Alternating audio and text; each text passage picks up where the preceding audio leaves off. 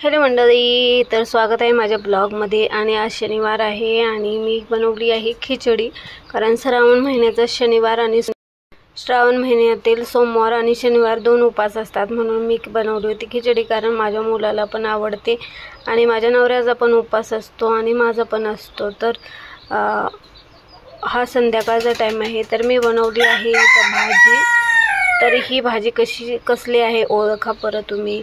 तर चला मीच सांगते। तर ही भाजी आहे, ही भाजी पहा तुम्ही, म्हणजे अंड्याचे काप आहे असे वाटते, पण हे अंड्याचे काप नाही, ही बटाट्याची भाजी बनवलेली आहे। आणि ही बटाट्याची भाजी म्हणजे वायाच गेली समजा, पण ज्यांच्यासाठी बनवली त्या काय आज जेवणार नाहीत। तर जेवून कोण जेवणार, मी आणि माझा नवरा उपवास सोडणार आहे। तर आमच्यासाठी ही पण थोडी उरलच म्हणजे याच्यातली। आणि इतर रात्रीचे वाजलेत 9, तर 9 वाजता हा ज्यूस बनवला आहे, कारण माझ्या मुलाला जेवायचं नाही, आवडत नाही जेवण म्हणजे भाजी, तर त्याच्यासाठी ज्यूस बनवायला लागला मला रात्री 9ला। तर तुम्ही पाहू शकता इथे 9 वाजता मी ज्यूस बनवत आहे। आणि हा सकाळचा ब्लॉग आहे। तर आमच्या इथं